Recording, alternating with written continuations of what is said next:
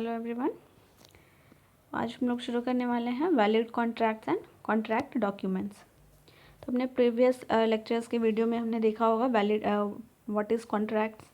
ठीक है, तो कॉन्ट्रैक्ट एक्चुअली में जो दो पार्टीज़ के बीच में जो in the form of document बोल सकते हैं या वर्बल जो भी एग्रीमेंट्स होता है that is known as contracts. तो वैलिड कॉन्ट्रैक्ट, तो हमने इसका पार्ट्स भी देखा था कि एक वैलिड कॉन्ट्रैक्ट में क्या क्या बेसिक एलिमेंट्स इंक्लूडेड होना चाहिए। ठीक है, तो वैलिड कॉन्ट्रैक्ट एक्चुअल में एक रिटन या फिर एक्सप्रेस्ड एग्रीमेंट होता है बिटवीन टू पार्टीज़, हमने देखा था, to provide a product of और सर्विस। तो यहाँ पर 6 और 7 एलिमेंट्स हमने देखा था, बेसिक एलिमेंट्स क्या क्या इंक्लूडेड होने चाहिए। ठीक है, रिटन या फिर एक्सप्रेस्ड एग्रीमेंट या कॉन्ट्रैक्ट्स में। तो यहाँ पर कुछ पॉइंट्स था, हम रिवाइज कर लेते हैं।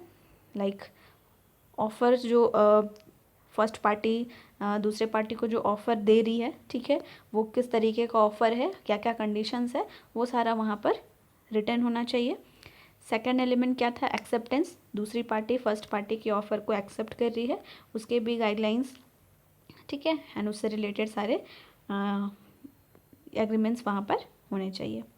Third is consideration. ठीक है, दैट मीन्स कि दूसरी पार्टी के सर्विस के बदले में फर्स्ट पार्टी किस तरीके का कंसिड्रेशंस देने वाली है। ठीक है, capacity of parties in terms of age and mental ability, parties के क्या क्या एबिलिटी है प्रोजेक्ट वर्क को कंप्लीट करने के लिए। लाइक जो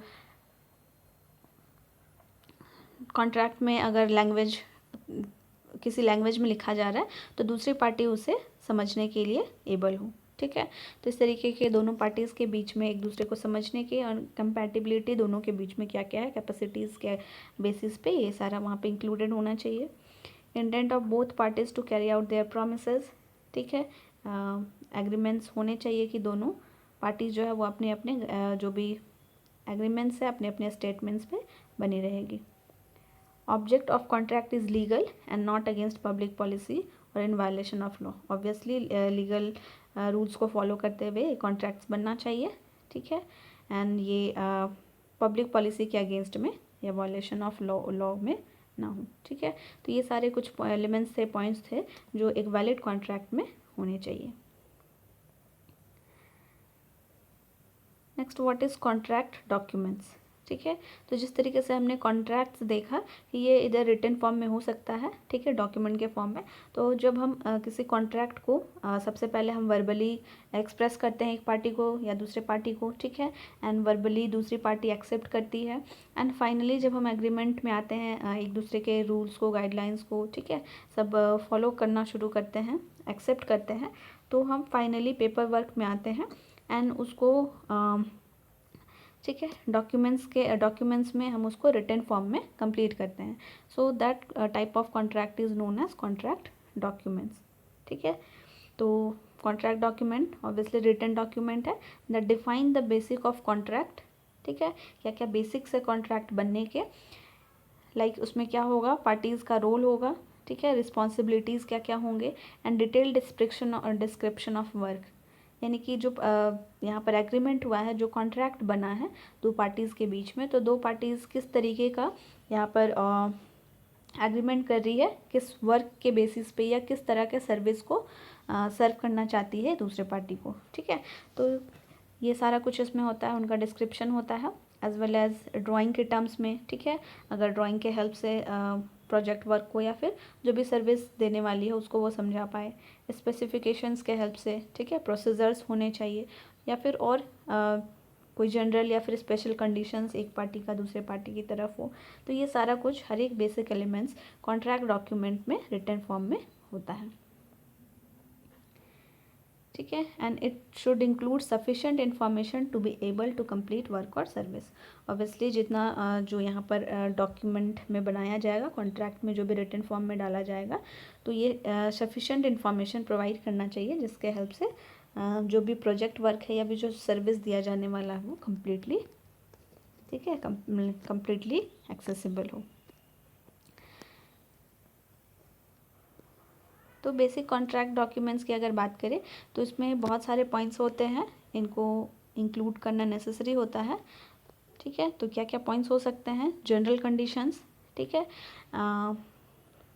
किसी प्रोजेक्ट को सपोज़ अगर हम एस्टिमेशन कॉस्टिंग या फिर इलेक्ट्रिकल इंस्टॉलेशन के लिए हम किसी कॉन्ट्रैक्टर को हायर करना चाहते हैं, तो क्या क्या जनरल कंडीशन होगा कि हमें इतने टाइम पीरियड में हमारा प्रोजेक्ट वर्क कंप्लीट करना है, ठीक है, हमारे पास इतना टारगेट कॉस्ट है, या फिर आपको इतने लेबर या हेल्पर आपको साथ में दिए जाएंगे। तो इस तरीके का जनरल कंडीशंस एक पार्टी का दूसरी पार्टी की तरफ हो सकता है। तो ये सारे इंक्लूडेड होने चाहिए on the basic contract document. Special conditions, ठीक है, कुछ ऐसे कंडीशन जो रिटन फॉर्म में होने नेसेसरी है, ठीक है, ताकि एक पार्टी समय आने पर किसी तरीके से रिफ्यूज़ ना करे कंडीशंस को। तो स्पेशल कंडीशन बहुत हाईलाइटेड कंडीशंस हो सकते हैं, तो इस तरीके का कंडीशंस भी वहाँ पर इंक्लूडेड होना चाहिए।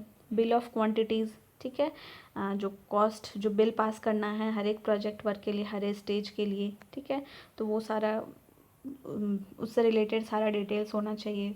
वर्क शेड्यूल, ठीक है, तो क्या क्या शेड्यूल फॉलो करना है, ठीक है, किस किस डे में आपका वर्क कंटिन्यू होगा, किस किस दिन हॉलीडेज़ हो सकता है, टाइमिंग क्या होगा, तो ये सारा कुछ यहाँ पर इंक्लूडेड होगा।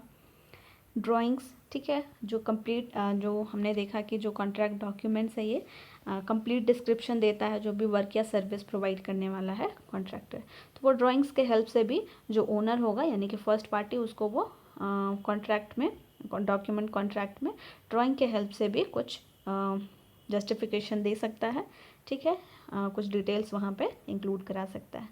टेक्निकल स्पेसिफिकेशंस, ठीक है, कॉन्ट्रैक्ट एग्रीमेंट, फाइनली सारा एग्रीमेंट, सारे terms and conditions, general special conditions के साथ जो भी एग्रीमेंट हो रहा है दोनों पार्टीज़ का, as well as scope of work definition, ठीक है। तो ये सारा जो कॉन्ट्रैक्ट डॉक्यूमेंट क्रिएट हो रहा है तो इसका स्कोप ऑफ वर्क कितना है, किस लेवल पे है, ठीक है, कैसे वर्क करेगा, तो इन सारे पॉइंट्स को यहाँ पर कंसिडर किया जा सकता है इन बेसिक कॉन्ट्रैक्ट डॉक्यूमेंट्स। तो इन्हीं पॉइंट्स को हम लोग नेक्स्ट आगे कंटिन्यू करेंगे।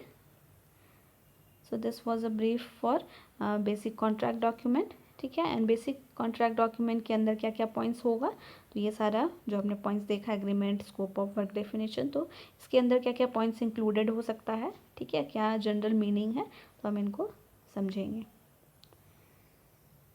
ठीक है। कुछ और पॉइंट्स अगर हम देखें कॉन्ट्रैक्ट डॉक्यूमेंट्स के रिगार्डिंग, सो कॉन्ट्रैक्ट मैनेजमेंट एक्चुअली में it is an extensive process, ठीक है। कॉन्ट्रैक्ट डॉक्यूमेंट बनाने के बाद कॉन्ट्रैक्ट मैनेजमेंट, जो डॉक्यूमेंट हमारा क्रिएट हुआ उसको मैनेज भी करना है, मैनेजमेंट, ठीक है। तो डॉक्यूमेंट क्रिएट होने के बाद उसको, ठीक है, मैनेज किया जाता है, तो जिसे हम कॉन्ट्रैक्ट मैनेजमेंट के नाम से जान सकते हैं।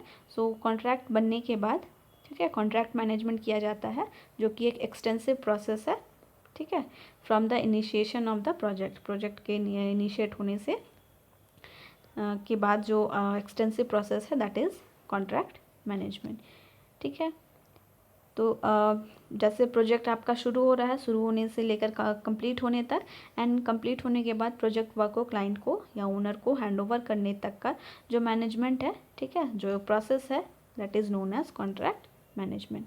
तो कॉन्ट्रैक्ट मैनेजमेंट का अगर हम पर्पस देखें तो it is to make sure that the objective of contract are met on time, ठीक है, जो प्रोजेक्ट वर्क या फिर जो भी हमने एग्रीमेंट्स कॉन्ट्रैक्ट डॉक्यूमेंट में बनाया था तो उसके अकॉर्डिंगली हमने कॉन्ट्रैक्ट को कंप्लीट कर दिया है टाइम में, and value for money is earn, ठीक है। तो अगर हम कॉन्ट्रैक्ट्स की बात करें कॉन्ट्रैक्ट डॉक्यूमेंट की, ठीक है, तो ये थोड़ा कॉम्प्लेक्स कॉन्ट्रैक्ट हो जाता है, ठीक है। दस the require most challenging practices of contract management, ठीक है। तो इस तरीके का क्या क्या बेसिक कॉन्ट्रैक्ट डॉक्यूमेंट्स है, क्या क्या पॉइंट्स इंक्लूडेड होना चाहिए बेसिक कॉन्ट्रैक्ट डॉक्यूमेंट्स में, इनको हम पॉइंट वाइज नेक्स्ट लेक्चर में कंटिन्यू करेंगे, ठीक है। So that's all about the today's topic. Thank you everyone.